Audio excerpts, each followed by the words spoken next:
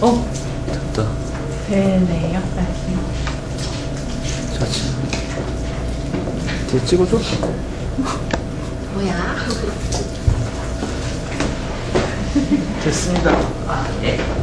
우선 발표 순서는 첫 번째, 저희가 2015년 10월 16일에 화신기계 탐사 끝난 단영원 수분 측정기랑 다중 측정기에 대해 말씀을 드릴 거고요. 두 번째는 저희 이슈가 있었던 진공검조기 적격성 평가 결과를 공유하면서 앞으로 잘 사용하기 위한 방법을 좀 모색해보고, 마지막으로 SK 케미칼 지적사항 중 하나였는데, 저희 초자기부 세척기를 저는 CV 관점이 아니라 퀄리피케이션 관점으로 접근을 해봤습니다. 그래서 작성된 프로토콜을 소개하고 문제점, 보완점 방향을 토로한 다음에 저희 실시할 계획에 대해서 판을 해보도록 하겠습니다.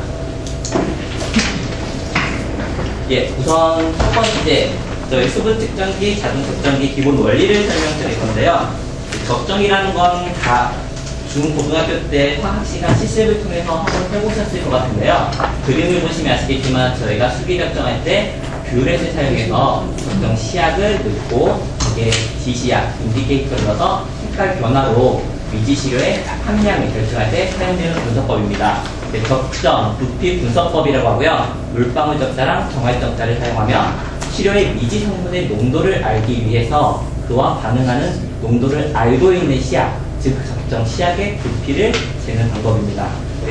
종말점 부분에서 채소 저가를 해서 얼마만큼 적정 시약이 들어갔는지 그 부피를 갖고 미지 성분의 농도, 즉 함량을 계산식을 통해 구해내는 방법입니다. 수기 적정의 단점 및 전이차 적정의 장점을 해봤는데요. 수기 적정의 경우에는 당량점 인지 방식이 반응 자체의 색상 변화나 지시약의 색상 변화를 관찰해야 됩니다. 그렇기 때문에 나올 수 있는 단점을 예로 들며 설명을 드리면 0.1 노르말 NaOH 적정 시액을 사용해 염산의 함량을 구할 때 보통 사용되는 지시약이 페놀프탈레인이라는 지시약이거든요. 다들 한 번쯤 들어보셨을 텐데 이 페놀프탈레인이 산성일 때는 무색이고 염기성으로 변하면서 붉은색으로 변합니다. 그래서 처음에 염산 용액에서는 무색이었다가 0.1 노르말 NaOH를 조금씩 적과를 해서 이 중성이 지나게 되면 붉은색이 나타나는데요. 그때 우리는 당량점을 인지하고 종말점을 찾게 됩니다. 근데 이렇게 색깔 변화로 우리가 종말점을 찾게 되면은 각 개인별 시각적 오차가 발생합니다. 즉 어떤 사람은 옅은 붉은색이 나타나는 것만 보고도 이거 정말 반응이 동결됐어 그렇게 판단하실 거고, 어떤 사람은 옅은 붉은색보다는 이건 한두 방울 더 떨어뜨려야 돼, 그래서 진한 붉은색으로 종말점을 잡기도 하는데요. 이러한 한 방울에 약 0.01에서 0.02ml의 오차가 발생을 하고요. 그러한 각 개인별 시각적 오차, 그리고 두 번째로는 지시약의 오차가 발생하는데요. 지시약 페놀프탈레인 용액도 한 방울 떨어뜨리냐 세 방울 떨어뜨리냐에 따라서 이 페놀프탈레인 용액이 갖고 있는 pH가 있기 때문에 이 종말점에 영향을 주게 됩니다. 그래서 그러한 지시약 오차가 발생을 하는데, 이러한 개인적 시각적 오차, 지시약 오차를 방지하기 위해서 나온 게 전이차 전복을 이용한 당량점 인지 방식이고요. 옆에 그래프를 보시면 아시겠지만 적정 액 볼륨에 따라서 시그널 변화, 즉 미리볼트 변화를 측정을 해서 가장 경고점이 심한 부분을 저희가 당량점으로 인지해서 검출을 해주는 장비가 저희가 888 타이트리노 쓰는 메트론 장비, 즉 전이차 적정 장비입니다.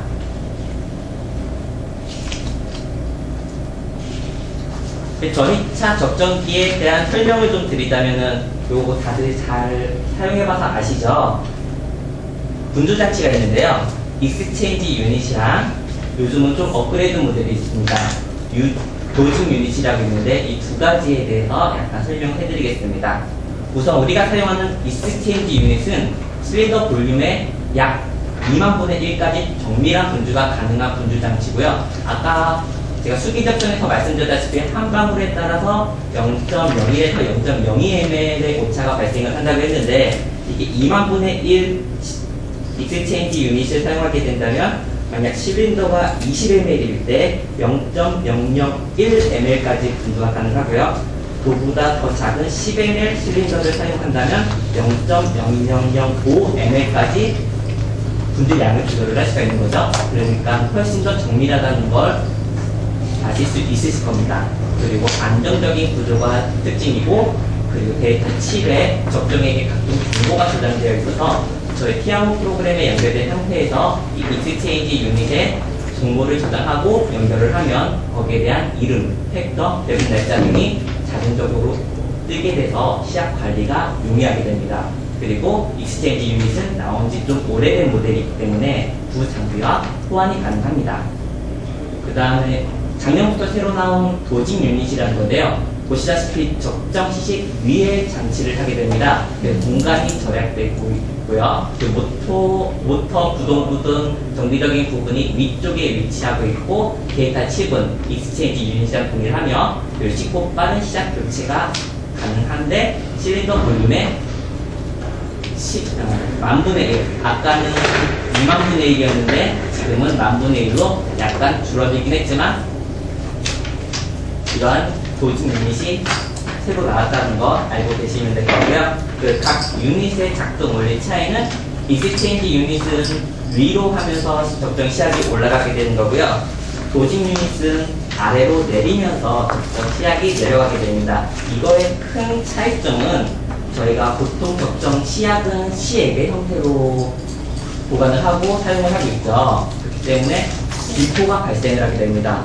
그런데 그 기포가 액체에서 위로 올라가기 때문에 익스체인지 유닛 같은 경우에는 아래에서 위로 오기 때문에 기포가 적정 중에 들어갈 가능성이 좀 더 높고요. 도징 유닛 같은 경우에는 위에 있는 게 위에서 아래로 되기 때문에 기포가 위에 있기 때문에 기포의 영향을 좀 더 덜 받을 수 있습니다. 그러한 차이점이 우선 하나 있어가지고 도징 유닛이 그걸 개선하기 위해서 나온 모델이고요.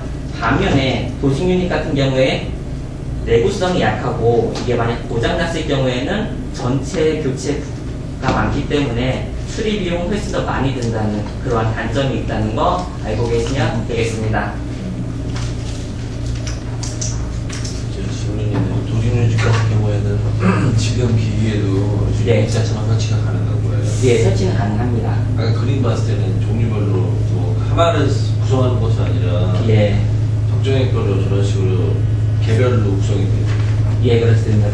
개별로 구성을 하고 있고, 저 같은 경우에 전 직장에서 도징 유닛을 좀 사용을 했었는데요. 이게 생각보다 고장이 너무 잘 나고, 이게 고장 났을 때 수리 비용이 좀 비싸서 도징 유닛보다는 익스체인지 유닛을 사용하되 관리만 잘하면은 훨씬 더 정밀하게 잘 쓸 수 있다는 개인적인 생각이 있습니다. 도징 유닛 같은 경우는 넘치거나 이런 오류가 없나요? 넘치는 오류는 없는데 이게 잘 막히고요. 예, 그리고 이게 분리가 좀 잘 안 돼가지고 분리될 때마다 박살이 나는 그런 경우가 있었습니다. 이 같은 경우에는 박살이 나는 보드 자체를 교체해야 되기 때문에 수리 비용이 좀 많이 비쌉니다. 두 가지 유닛에 대해 설명드렸고, 혹시 저희 쪽에서도 도징 유닛을 검토하고 싶으시면 말씀해 주시면은 검토하도록 하겠습니다. 그 다음에 저희 적정 모드가 있는데요. 적정을 할 때 적정 모드를 선택을 해서 분석을 하게 되는데, SET랑 KFT는 수분 측정에 사용되는 모드이기 때문에 별개로 두고, MET랑 DET 두 가지 모드에 대해서 좀 자세히 설명을 드리겠습니다. 보통 적정할 때 사용되는 모드는 DET 모드인데요. 이게 반응 속도가 좀 빠르고 일반적인 수용액 적정 분석 시에 주로 사용을 하고 있고요. MET 같은 경우에는 반응 속도가 느리고 비수용 용액 또는 블랭크 테스트에 많이 사용이 되는데, 그 이유는 이 두 가지 모드의 차이점을 보시면 아실 수 있으실 겁니다. MET 모드와 DET 모드의 차이점으로는 MET 같은 경우는 항상 일정하게 정해진 양으로 분조를 해주는 모드이고요. DET 모드 같은 경우에는 적정기에서 계산되어진 양으로 분조를 해주는 모드입니다. 먼저 DET 모드 그래프를 보고 설명을 드리면요. 볼륨이 다변적이죠. 이게 조금씩 주입을 하다가 미리볼트 차가 별로 안 일어나면 얘가 주입량이 밀립니다. 그래서 많이 들어가다가 미리볼트 차이가 갑자기 많이 생기는 부분에 다다라서는 다시 조금씩 주입을 하면서 장량점을 잡게 됩니다. 근데 MET 같은 경우에는 똑같은 볼륨, 일정 볼륨이 들어가면서 당량점을 잡게 되는데요. 지금 저 화면에서 MET 모드 같은 경우에는 그 볼륨 차이가 되게 커가지고 이게 당량점을 제대로 잡을 수 있을까 하는데, 원래 실제적으로 사용되는 볼륨 스텝은 0.015, 그러니까 0.00 단위까지 조절을 할 수 있으니까는 그 볼륨은 저희가 얼마든지 조절을 할 수 있습니다. 그래서 근데 아까 말씀드린 느린 반응 같은 경우 DET 모드가 아닌 MET 모드를 써야 하는 이유는 미리볼트 차이가 적을 때 적정량이 점점 많아지는데 반응이 느리게 되면은 그 당량점을 지나서 내가 캐치하는 경우가 많거든요. 그렇기 때문에 그때는 정밀한 분석을 위해서 조금씩 주입하고 미리볼트가 얼마만큼 변하는지 확인하고 조금 주입하고 얼마만큼 변하는지 확인하고 그러한 과정이 필요하기 때문에 반응 속도가 느리거나 정밀한 분석에서는 MET 모드를 활용하는 게 좋습니다. 그리고 블랭크 분석 시에는 적정 시액의 소모량이 극히 적기 때문에 DET 모드를 했을 때는 그냥 적정점을 잡지 못하고 지나가 버리는 경우가 많습니다. 그럴 경우에는 MET 모드로 조금씩 적정을 해서 당량점을 잡을 수 있는 그러한 데도 활용을 하실 수 있습니다. 여기 MET 모드랑 DET 모드에 대해서 혹시 헷갈리시거나 그러신 분은 없으신가요? 예, 그러면 넘어가도록 하겠습니다. 그림하고 좀 매칭이 잘 안 되네요. 예, 그러시죠. 그림은 반대같이 보여요. 예.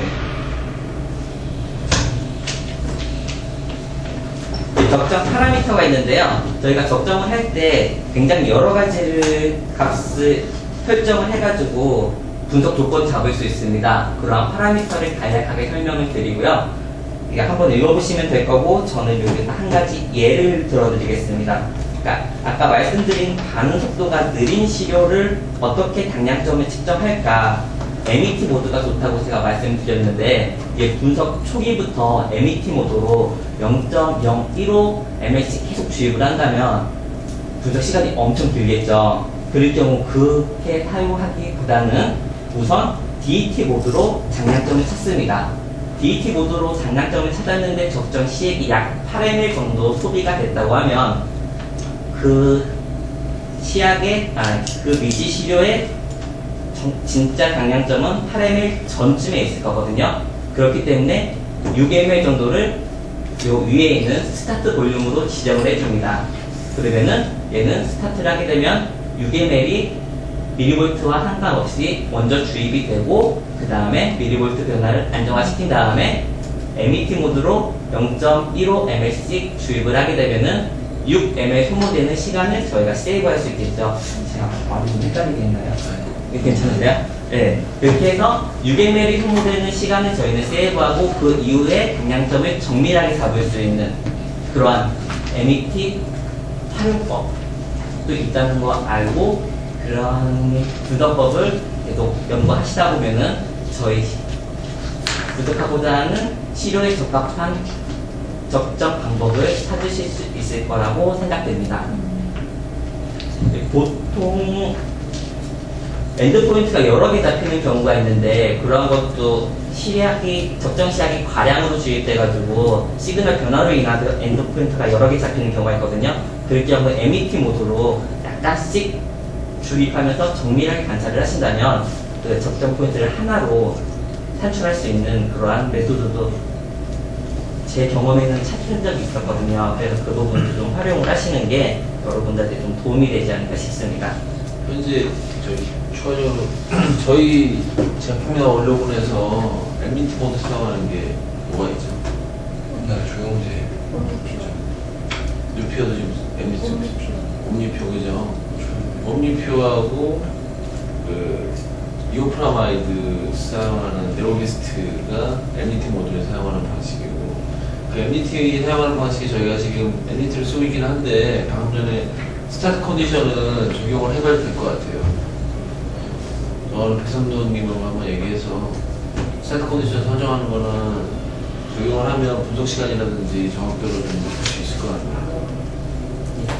부분 한 말씀 드렸고요.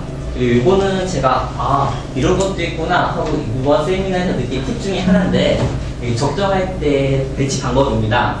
이 마그네틱 바가 보통 시계 반대 방향으로 돌게 됩니다. 근데 적정 시약에 나오는 뷰의 팁이 전극의 왼쪽에 위치를 하게 되면은 용액이 나오자마자 전극에 붙이기 때문에 전극 시그널이 굉장히 흔들립니다.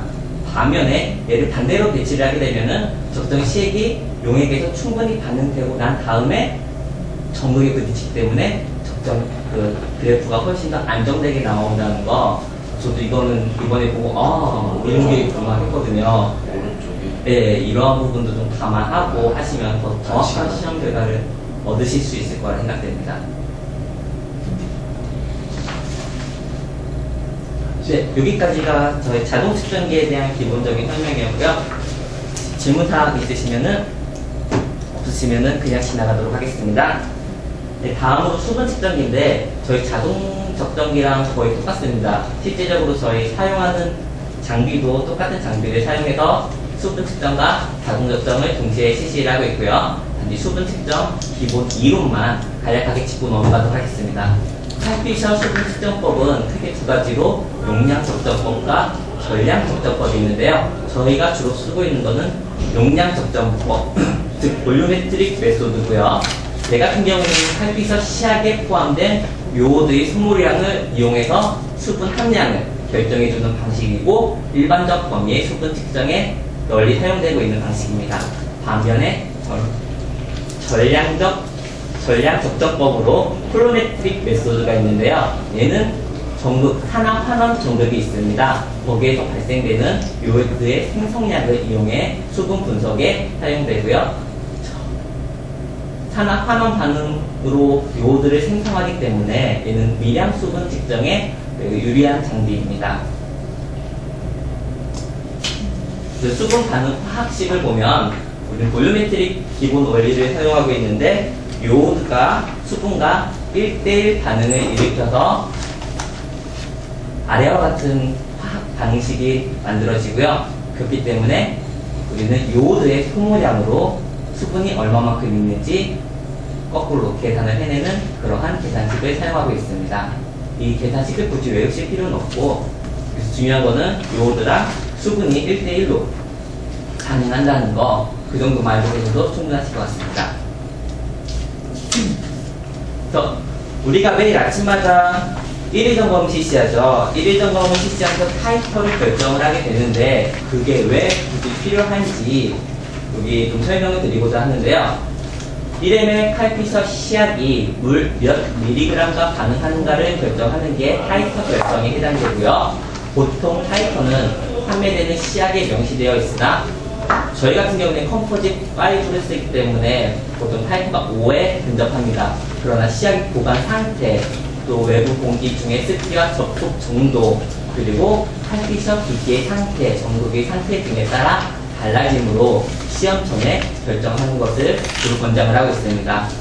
타이터 모드에서 계산 공식은 저희가 취한 샘플의 사이즈, 즉 물의 무게 곱하기 팩터, 일반 상수고요. 거기에 적정 시약이 얼마만큼 소비되는지를 나눔으로 인해서 타이터 계산값이 나오게 됩니다. 이러한 타이터를 결정한 다음에 그 타이터 값을 사용해서 저희가 시료 중에 수분 함량을 결정을 하게 되는데요. 아래에 나와 있는 식을 사용해 수분의 퍼센테이지를 구하고 ppm 단위를 구할 때는 곱하기 100이 아니라 항상 단위가 좀 달라지겠죠? ppm, ppb 그렇게 생각을 해주시면 되겠습니다. 수분 함량 구할 때 타이터 값이 들어가기 때문에 1일 점검이 매우 중요하다는 사실 꼭 인지를 해주셨으면 좋겠고요. 그리고 마지막으로 칼피셔 시액이 무조건 올바른 방향으로만 돼서 정확한 수분 측정이 이루어지면 좋겠지만, 가끔은 부반응으로 저희가 원하지 않는 결과값이 나올 경우도 가끔 있는데요. 거기에 대한 대표적인 예로 염기랑 pH랑 알데하이드 케톤기에 대해서만 간략히 설명하고 지나가겠습니다. 부반응 종류가 굉장히 여러 가지죠. 근데 저희한테 직접적으로 와닿는 거는 pH랑 저희 유기화합물이 알데하이드랑 케톤기가 좀 많거든요. 그래서 이 부분은 좀 알아두셨으면 해서 준비를 했습니다. 수분 측정기도 똑같이 더블 백근 전극에서 미리볼트 차이 값으로 결정되는 거거든요. 그렇기 때문에 pH의 영향을 받을 수밖에 없고요. 이 권장하는 적합한 pH 범위는 보통 6에서 5에서 그 사이고 아주 강상성이거나 강염기성에서는 값이 정확하게 나오지 않는다고 나와 있습니다. 그렇기 때문에 강상성이나 강염기성일 경우에는 중성으로 만들어준 다음에 분석을 해주시는 게 중요하고요. 그 다음에 알데하이드랑 케톤기의 부반응으로 알데하이드하고 케톤기는 탄소하고 산소하고 이중결합이 있는 걸 알데하이드랑 케톤기라고 저희가 부르고 있거든요. 그 화합물 같은 경우는 메탄올과 반응을 해서 시료에 있지도 않는 물을 만들어냅니다. 만약 이런 경우에는 당연히 그 시료가 갖고 있는 수분보다 더 높은 수분이 결정이 되겠죠. 그래서 이런 부반응이 일어날 때는 메탄올을 사용하셔는 안 되고 다른 솔벤트를 사용하셔야 된다는 거고요. 두 번째로는 저희 칼피셔 시액 중에 SO2가 있습니다. 그 SO2가 이제 또 알데하이드 케톤기와 반응을 해서 오히려 또 수분을 없애는 역할을 합니다. 이럴 경우에는 시료에 있는 수분 함량보다 더 낮은 수분 함량이 검출이 되겠죠. 그래서 이러할 경우에는 저희가 주로 사용하는 메탄올 베이스 컴포짓 5 시약을 사용하셔는 안 되고요. 이러한 것을 보정하기 위해서 또 여기서 만들어둔 시약이 있습니다. 그거는 좀 아래 부분에서 다시 한번 설명을 드리도록 하겠습니다. 칼피셔 시약 종류가 굉장히 다양한데요. 우리가 보통 사용하는 컴포짓 5가 있는 반면 컴포짓 2, 컴포짓 1, 얘 같은 경우에는 타이터 값 약간 차이 있는 거 알고 계시죠? 이게 종류가 나눠져 있고요. 그리고 오일이나 뭐 지방 등을 분석하는 데 사용되는 시약들도 있고, 그 외에도 여기서 제가 설명드리고 싶은 거는 34816 컴포짓 OK인데요. 이러한 컴포짓 OK가 케톤이나 알데하이드 분석용으로 나온 칼피셔 시약입니다. 그리고 이 컴포짓 OK를 사용하실 때는 메탄올이 아니라 아래쪽에 있는 미디움 K를 베이스를 사용을 해서 분석을 하시게 되면 그러한 두 반응을 우리 정확한 결과값을 얻을 수 있다는 거 팁으로 알고 계시면 되실 것 같습니다. 예, 여기까지가 수분 측정기에 대한 기본 이론 및 측정 원리를 설명드렸던 거고요. 여러분들이 분석 잘 하고 계시지만 이러한 기본 원리나 측정 이론을 알고 계시면은 좀 더 업무에 효율적이지 않을까 해서 다양하게 준비해봤습니다. 다음으로 개선 제한 및 방향 토론인데요. 현재 지금 저희가 사용하고 있는 전이차 적정기 사용 및 관리 방법 SOP입니다. 지금 타이터 결정 시에 표시 시험실 초수수 시험 용수는 워터 스탠다드로 명시를 해놓고 시험 용수로 주사기로 5, 6방울 약 20에서 30mg을 해서 삶의 측정을 하고 있는데요. 이때 저희 실제적으로 사용하고 있는 밸런스가 일전에도 한번 말씀드렸지만 소수점 넷째짜리 밸런스입니다. 소수점 넷째짜리 밸런스 같은 경우는 최소 유효질량이 80mg으로 그거를 사용해서 지금 이제 팩터를 잡으시면 안 되거든요. 그래서 5째짜리를 사용해 줄 수 있다 말씀을 드렸는데 아직까지 그게 바뀌질 않았더라고요. 그래서 이렇게 개선 제한을 우선 드리자면은 100% 워터가 아닌 워터 스탠다드 표준 시약이 있습니다. 저희가 성적서랑 같이 판매가 되는 시약인데 이러한 시약을 이용해서 팩터를 잡는 게 타이터 값을 결정하는 게 어떨까? 보통 100% 워터 같은 경우는 약 20에서 30mg 취하라고 약정에 나와 있는데 워터 스탠다드는 약 2에서 3g을 취하기 때문에 아까 말씀드린 4개짜리 밸런스를 사용을 해도 최소 유효질량을 만족할 수 있고요. 그리고 액체의 특성상 표면 장력이 있어가지고 이렇게 방울방울로 떨어지는 거 다들 알고 계실 거예요. 근데 실린지로 취해서 물을 떨어뜨리고 그 방울이 맺혀가지고 손실이 발생을 할 수 있는데 100% 워터에서 한 방울 손실되는 거랑 10% 워터 스탠다드에서 한 방울 손실되는 거랑 훨씬 100% 워터 스탠다드가 데미지가 크거든요. 그러한 상대 고정값을 워터 스탠다드를 사용하신다면 완충해 줄 수 있고 그러한 장점이 있습니다. 그리고 검증된 표준품이라는 장점이 있는데 단점으로는 시약을 구매하는데 비용이 든다는 거고요. 두 번째로는 워터 스탠더드를 저는 사용해봐서 아는데 이게 좀 냄새가 좀 독합니다. 저희 밸런스룸이 환기가 좀 안 되는데 이걸 사용했을 때 그 분석자들이 약간 시험자들이 불편할 수 있고 또 인체의 유해성이 좀 높습니다. 그래서 워터 스탠다드를 무조건 쓰자고 말씀드리기도 그렇고, 예, 지금 그러한 상황이고요. 그래서 워터 스탠다드를 안 쓰고 100% 워터를 사용하기 위해서 제가 보완한 점은, 이게 저희 밸런스룸 배치도인데요. 예, 바로 옆에 있는 0.0mg을 이용해서 팩터를 냈었는데, 그 상황에서도 이해하는 게 0.00mg, 즉, 초점 5개짜리 밸런스 자체 위치가 좀 멀리 있었습니다. 근데 이번에 저희 초정밀 저울 들어오면서 위치 변경을 했거든요. 그래서 오른쪽과 같이 변경이 됐기 때문에 이제 동선이 훨씬 짧아졌죠. 그래서 이렇게 사용을 하셔도 되고, 두 번째로 저희가 사용한 실린지인데 이게 50마이크로리터짜리 정밀 실린지가 있습니다. 이 실린지를 사용을 하면은 30마이크로를 빨아들인 다음에 무게 측정하고, 얘 같은 경우에는 끝에 남는 게 거의 없거든요. 저희 전직장에서 사용하던 건데, 이게 저희가 지금 10ml 실린지를 사용하고 것보다 이 실린지를 사용하면은 훨씬 더 재현성이나 그런 게 높아질 것 같아서 이 두 가지가 보완됐기 때문에 계속 앞으로 요거를 유지를 할 것인지, 아니면 저희가 좀 더 나은 방법인 워터 스탠다드를 사용할 것인지, 이 부분에 대한 토론이 좀 필요할 것 같습니다.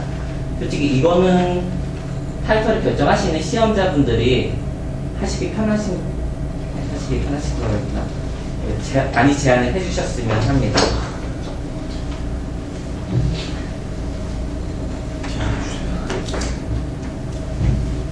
어딨어? 주인공 어디 갔지? 어떤 게 좋을 것 같아요? 지금 담당자가 제일 그 워터 스탠다드 한번 개봉을 해봤거든요. 근데 냄새도 독하고 되게 안 좋더라고요. 그리고 그게 워터 스탠다드를 까는데 이렇게 넣기도 좀 애매하고 어디에다가 실지를 듣고 빨아들이셔야 돼요. 아니 그럼 쓰고 난 다음에 보관을 얘기하는 거야. 네, 그게 한 번에 다 쓰셔야 돼요. 아무리 같은 거예요. 네, 이거 뜯어서 한 번에 다 쓰셔야 돼요. 그래서 아까 말씀드린 2에서 3g, 1회 2에서 3g 사용 되거든요. 이게 하나당 아마 4ml일 거예요. 네. 그래서 2ml 정도 한 번 넣고 팩터 잡으시고 또 2ml 정도 한 번 넣고 두 개의 앰플 뜯으셔가지고 남은 2ml은 바로 버리시고, 그렇게 해서 3회 측정으로 타이터를 잡으셔야 됩니다.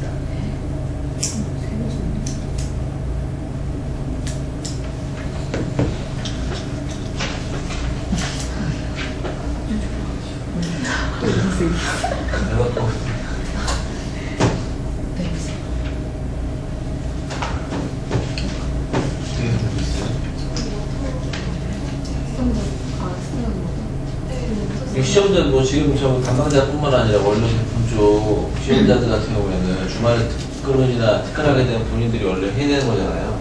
저희 조직자 같은 경우에는 솔직히 이게 타이터 같은 경우에는 담당자를 정해놓지 않고 그날 수분 분석이 필요한 사람이 아침마다 1일 점검식으로 했었거든요. 이거는 전 QC 시험원들이 알고 있는 게 제 생각으로 더 좋지 않을까. 물론 담당자를 정해놓으시면은 더 잘 관리는 되긴 하겠지만, 근데 시험자들은 기본적으로 알고 있어야 돼요. 예. 왜냐면 저희가 지금 주말에 하는 부분을 지금 강하게 보지 않아서 그렇지, 원래 주말에 특근자들 나오면 그 사람이 할 수 있어야 되거든요. 그러니까 수분을 측정하는 시험을 하는 사람들 같은 경우에는 기본적으로 시험자 적교수 평가 같은 거에 포함을 시켜서 그 저울 교정이나 수분 교정 같은 거를 기본적으로 할 수가 있어야 됩니다. 그래야 좀 설명이 되겠죠. 그리고 저 실린지 같은 경우에는 지금 뭐 TLC용으로도 많이 쓰고, 저희가 예전에 매뉴얼 인젝션 할 때 HPAC라든지 이런 쪽에 많이 썼던 거죠. 네, 맞습니다. 일회용 주사기 쓰는 것보다는 지금 저게 뭐지 이름이? 기억이 안 나. 아니 그냥 브랜드명이 우리 어차피 있을 거예요. TLC용으로 네. TLC용으로 있는 건 있을 텐데 예. 수분적으로 저적으로 구비해서 진행을 하기 좋을 것 같고, 워터 스탠다드 쓰는 거랑 그건 어떻게 했으면 좋겠어요?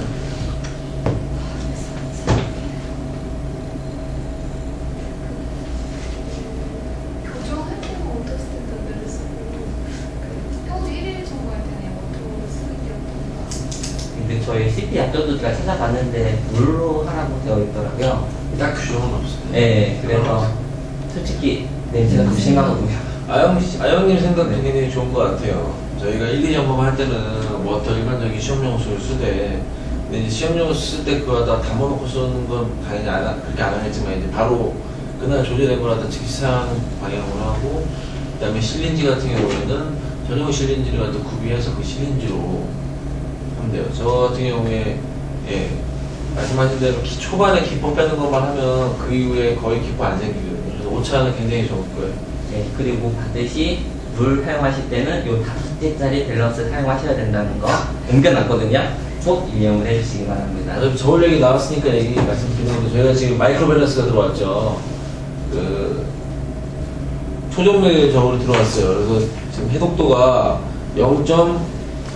우리가 그 제일 딱 XP204 모델이 0.1mg까지 측정할 수 있고, 그 다음에 사티루스 노란색으로 표시된 모델이 0.01mg까지 측정할 수가 있고, 지금 이 보라색, 핑크색으로 된 게 0.001이거든요.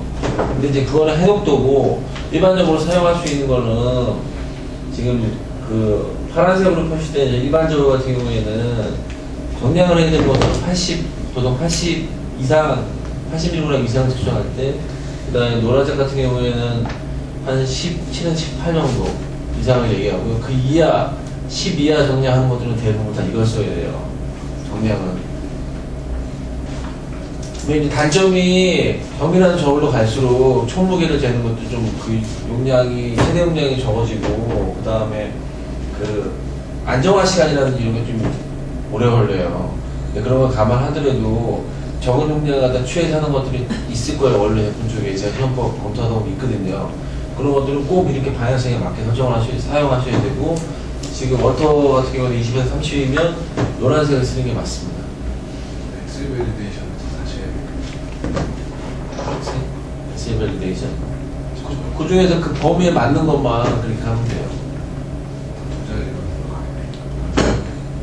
그럼 그 간단한 기본적인 변경 같은 경우에는 밸리데이션을 다시 안 하고 그냥 폼 변경, 변경 관리를 하셔도 될 것 같아요. 네.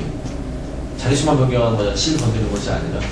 이렇게 될 거예요. 지금 여기 보라색 같은 경우에 제가 메일로도 한번 공유했는데 대부분 그냥 지나셨을 것 같아서 다시 한번 말씀드리면, 저희 반응 시간이 저 풀모드로 하면은 조금 오래 걸리지만 그 자릿수를 갖다 인위적으로 하나 줄일 수가 있어요. 그럼 마이크로 밸런스하고 노란색하고 똑같은 단위수로 측정이 되고 반응 시간은 더 빨라요. 사티루스 거보다 메틀러가 더 빠르거든요. 그래서 그 18에서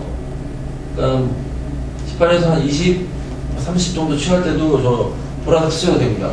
보라색 쓰는 사람들이 별로 없길래 제가 말씀드리는 건데, 저게 훨씬 더 반응 시간이 빨라요. 안정은 되게 빨리 되고. 그래서 지금 말씀드린 거니까 저렇게 쓰는 방향이 좋을 것 같아요. 예, 추가로 말씀드리자면 저희 보라색 최소 유효 무게는 2mg이 나왔고요. 아, 이번에 2 나왔어요? 예. 그리고 저희 SOP가 아직 개정이 안 됐기 때문에 SOP 개정되면은 그때 다시 공지 후 그때부터 사용하시면 됩니다. 2mm면 정량용어 대부분 다 쓸 수 있게 해요. 예. 그래서 저희 100% 워터 스탠다드 사용하는 걸로 결정을 하고, 다음으로 저희 소비 측정기 1일 점검 RSD 기준인데요. 저희가 보통 3회를 측정해서 RSD는 기준 2.0으로 SOP 규정해 놨습니다. 근데 이게 탈떡값 결정하는 게 저희가 함량 결정할 때 팩터 결정하는 거랑 똑같다고 생각을 하거든요. 근데 저희가 적정 조제 시작 경우는 못합니다. 3회 표정 후 RSD를 1.0 이하로 관리를 하고 있습니다. 그래서 이 기준에 맞춰가지고 약간 이 기준을 줄이는 게 낫지 않은, 그건 권장. 지금 데이터 나오는 것들은 어때요? 제가 다 확인했는데 1 넘어간 게 없었습니다. 그리고 제 생각에 요 실린지를 사용한다면 더 줄인 거다? 저희 전제 입장은 솔직히 0.5%였거든요. 0.3% 이내에서 컨트롤이 일반적인 수준이요? 가능합니다. 네. 5대 밸런스를 사용하니까 더 정밀하게. 그리고 덧붙여 말씀드리자면 USP 레전트 볼륨 솔루션에서 RSD 허용 기준이 나와 있는데요. 0.2%를 초과하면 안 된다고 나와 있거든요. 이 부분도 감안하셔가지고 그래서 약간 이게 적정 시약의 팩터값 내는 게 굉장히 중요한 결정 요소입니다. 아까 시계는 또 보셨겠지만은 이 타이터 값이 결정됨으로 인해서 0.1%, 0.2% 차이가 생겨서 적합, 부적합이 나오기 때문에 정확하게 표정하는 게 그만큼 중요하다는 거 한번 다시 생각해 주셨으면 좋겠습니다.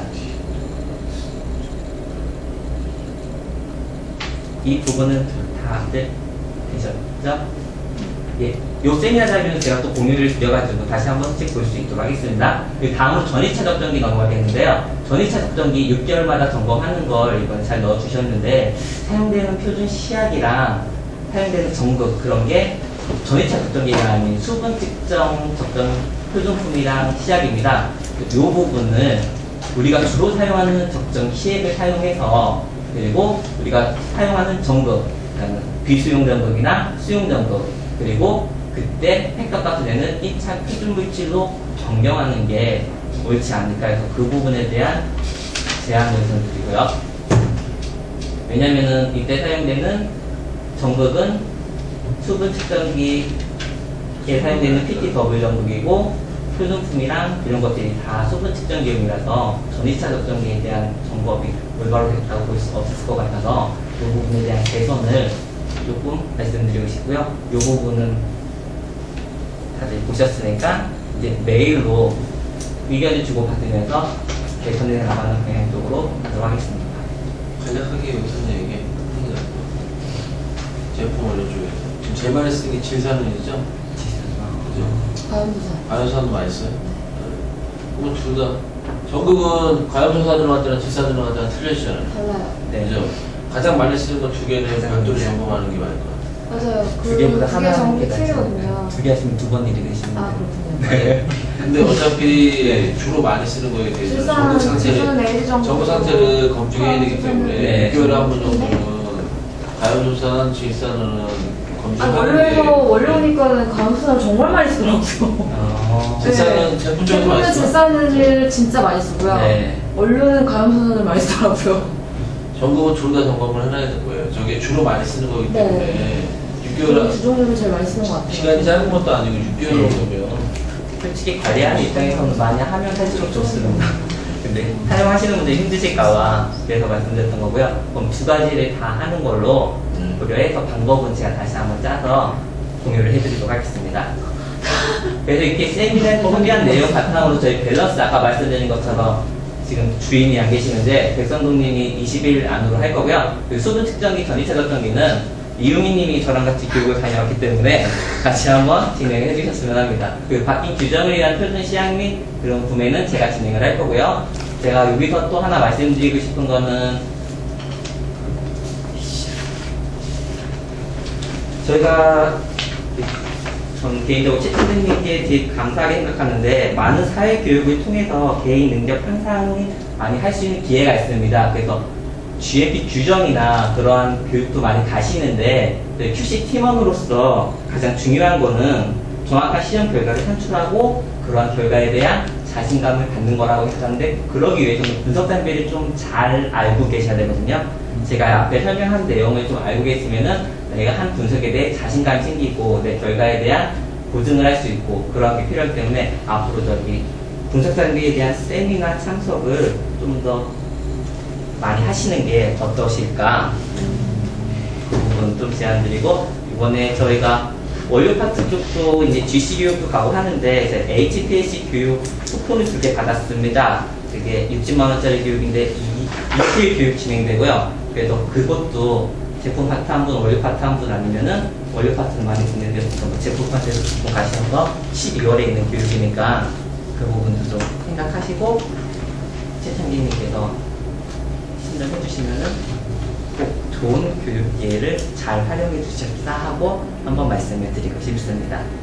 네, 이번에 김동훈님이 그 변호장비 교육 관련해서 2분 모셔 들어왔었고 아영 씨 같은 경우에도 상반기에 갔다 온 다음에 아영님이 바로 그 pH하고 측정기 관련해서 규정서에도 적용을 시켰어요. 그래서 좋은 사례인 것 같거든요. 교육도 받고 그다음에 교육 받은 부분 갖고서 본인이 담당하고 있는 기기나 이런 부분에 전문까지 하고 이런 게 굉장히 좋은 것 같으니까 지금 이제 오래 계셨었고 예전에 교육 갔다 왔었지만 그런 식으로 활용을 못 해보는 분들도 괜찮습니다. 괜찮으니까 교육 같은 부분 좀 필요한 교육이 있으면 교육 부분에 대해서는 잘 다녀오시고 다녀온 부분에 대해서 근데 정리를 안 하고 넘어가면 그냥 낭비예요. 솔직히 얘기하면 정리 안 하고 넘어가면 낭비거든요. 한번 준비를 해서 발표를 위한 준비가 아니라 접목을 위해서 정리를 하면서 정리된 걸 내용을 갖다 공유하는 거죠.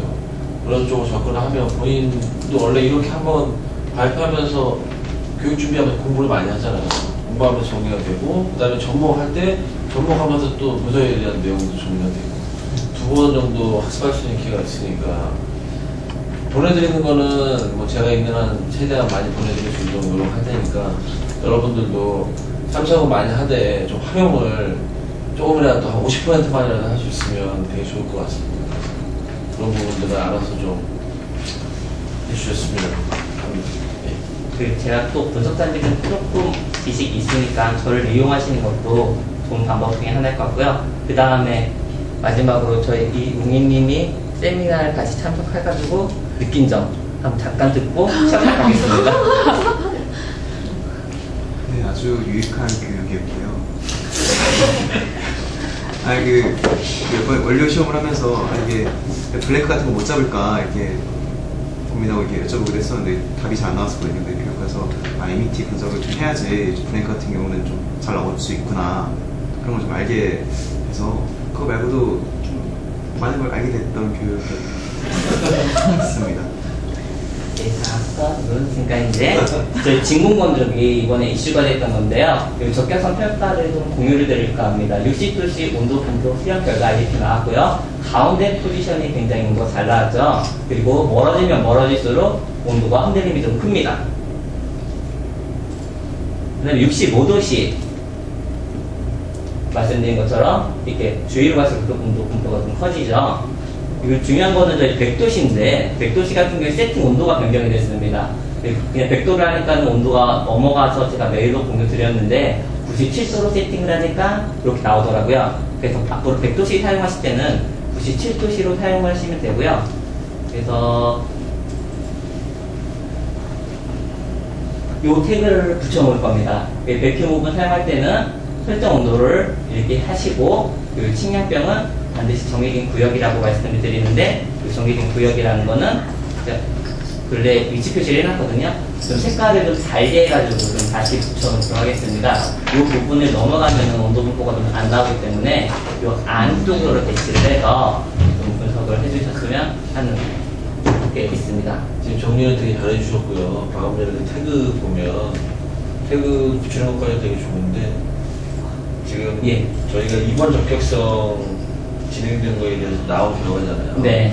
그 적격성 관련돼서 네. 그 진행 날짜, 유효기간이라든지 아니 네. 번호, 문서 번호로 여기다가 같이 예. 추가를 해서 예. 거기서 근거한 내용이라고 해주실 것 같아요. 내년에 또 변경될 수도 있는 거잖아요. 예, 그렇습니다.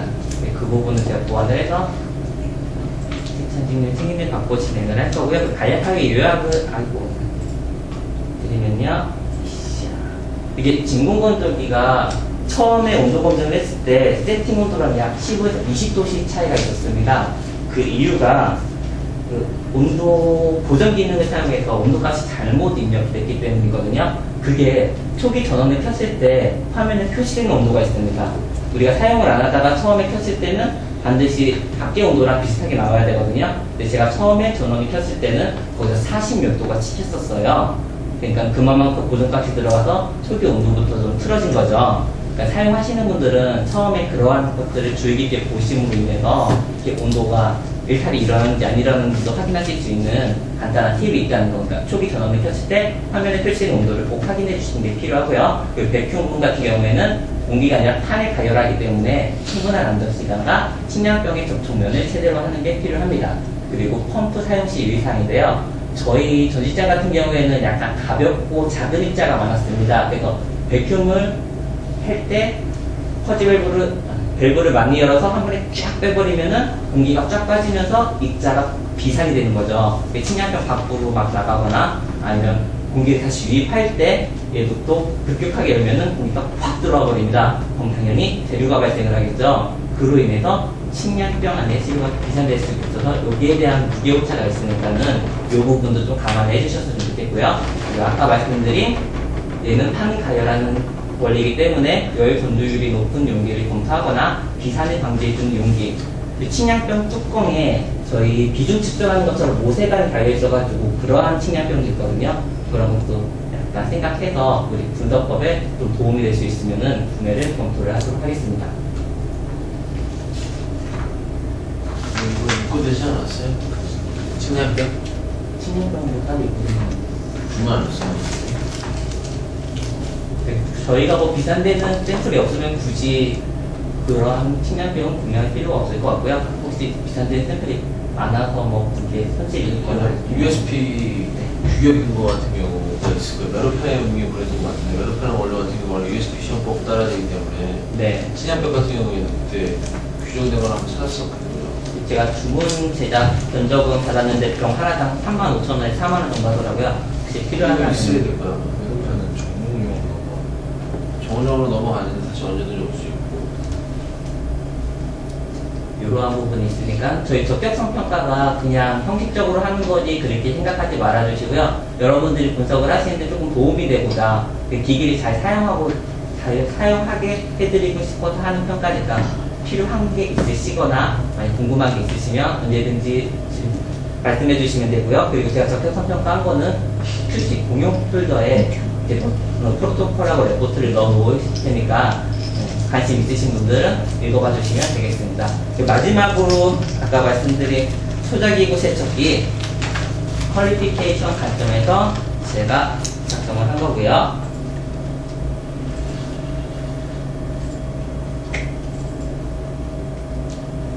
저희가 초자기구 세척기를 사용함으로써 세척 작업이 굉장히 편해졌죠.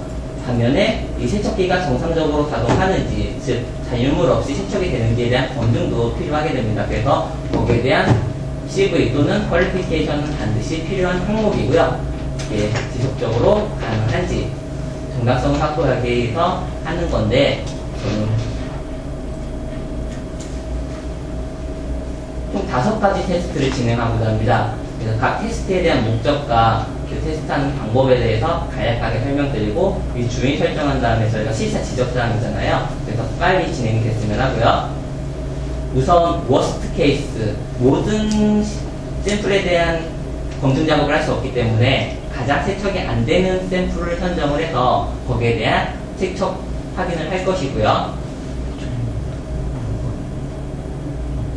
그래서 저희 초자 세척기구 프로그램이 2가지가 있습니다. 근데 이 2가지에 대한 검증을 하게 되면은 여기에 대한 내용이 훨씬 방대해지기 때문에 가장 잘 세척되는 한 가지로 선정을 해서 앞으로 초자기구는 계속 그 방법으로만 돌렸으면 하는 게 저의 권장 사항이고요. 그래서 거기에 대한 프로그램도 픽스를 해서 앞으로 그 외의 프로그램을 사용하지 않는 방법으로 할까 합니다.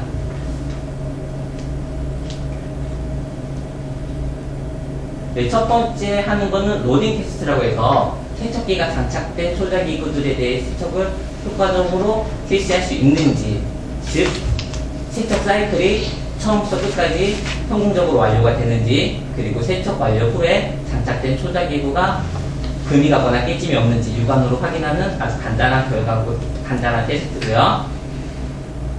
그 두 번째는 육안 테스트 1부인데요. 세척되고 난 초자기구에 이물질 또는 먼지, 얼룩이 남아있는지, 만약 남아있으면은 세척이 정상적으로 안 된 거기 때문에 당연히 부족하게 되겠죠. 2가지 테스트는 간단하게 육안으로 확인하게 되면 되는데, 다음부터가 이제 장비를 사용해서 분석을 하는 겁니다. HPLC 같은 경우에는 세척 완료된 초자기구의 생산품의 활성 성분 잔류량을 측정하기 위해서, 즉 세포디즘이 워스트케이스로 선정됐다면은 세척되고 난 초자기구에 세포디즘이 남아있는지 그거를 확인하는 테스트고요.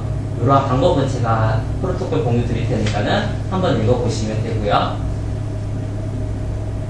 그 TOC 테스트는 그 세포디즘뿐만 아니라 초자기구 세척 중에 다른 물질이 들어올 수 있습니다. 그러한 잔류물 또는 오염 물질이 남아있는지 확인을 하기 위해서 테스트를 하려고 하고 있고요.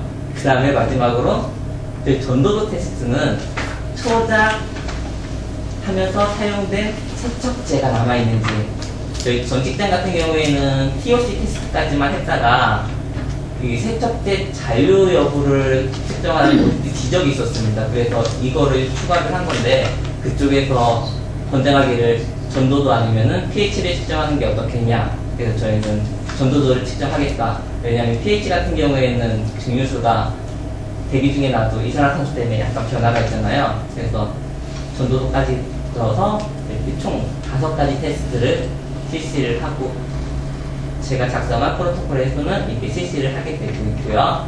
근데 걱정되는 건 우선 저희가 볼플라스크나 비커 같은 경우에는 세척이 가능한데 피펫 같은 경우에는 렉이 없어가지고 이 피펫도 같이 검증을 하려면은 우선 렉을 먼저 구매한 다음 한 번에 진행하는 게 낫지 않을까 그런 생각이 있고요.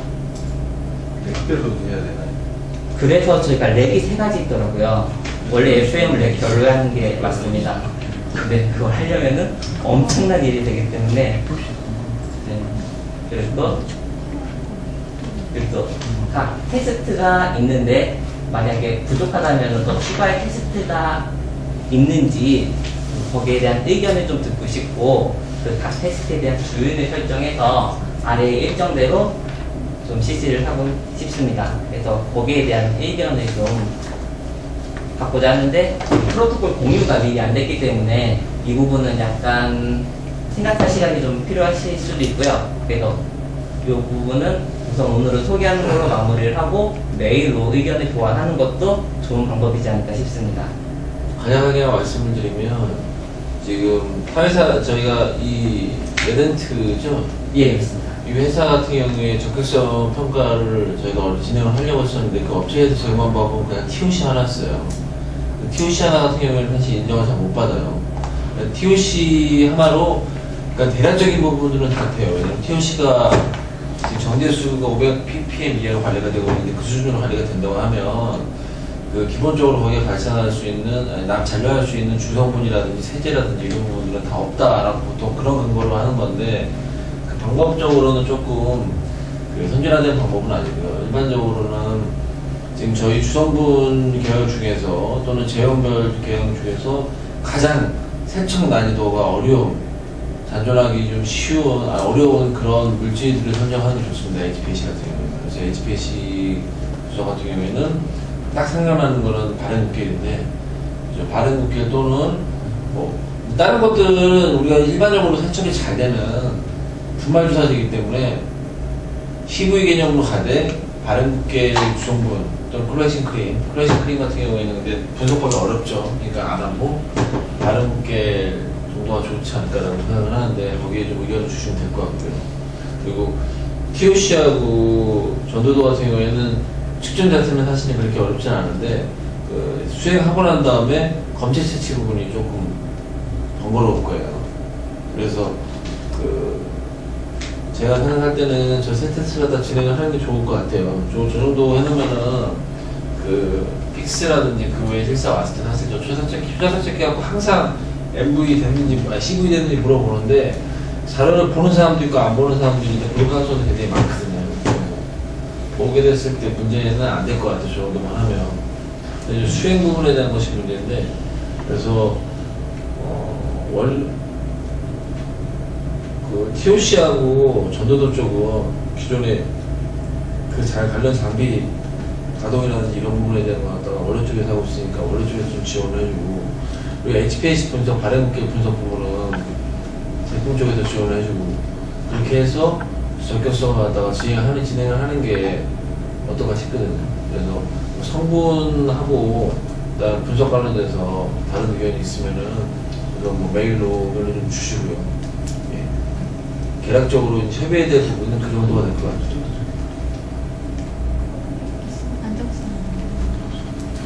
근데 이게 뭐 한 사람한테 딱 맡기기는 좀 어려울 거예요. 왜냐면 TOC하고 저도 같은 경우는 사실 분석 자체는 어렵지 않은데 수합을 하고 취하고 그런 부분이 굉장히 좀 번거로워요. 그래서 여러분이 좀 그 생각을 좀 많이 해줘야 될 부분이기 때문에 그렇게 간략하게 말씀드렸으니까 김동훈님하고 오늘 관련된 걸 전체에 네. 이 첨부 파일 포함해서 메일 보내주시고 그 메일에 네. 해당 부분 관련해서 의견을 좀 주시면 되겠습니다. 어차피 저게 카파 사항이라서 카파 사항인 거 하고 내년 지금 2016년도에 저희 픽스 시사 갖게 돼 있어요. 연기할지 안 할지 모르겠는데 어쨌든 내년 초 또는 2분기에 진행될 거거든요. 그거 감안해서라도 그 정도 시기까지는 완료가 돼야 되는 상황이니까 예. 좀 그렇게 알고 계시면 될 것 같습니다. 여기 제가 예상 일정을 좀 제 생각에 넉넉하게 잡아놓은 거라 생각을 하고 있거든요. 이 부분이 좀 준수될 수 있도록 꼭 부탁 좀 드리고요. 너무 두서없이 설명드렸는데 경청해 주셔서 감사드리고 이걸로써 세미나를 마치도록 하겠습니다. 고맙습니다. 네, 힘들어요. 오늘 좀 담당자가 누구예요?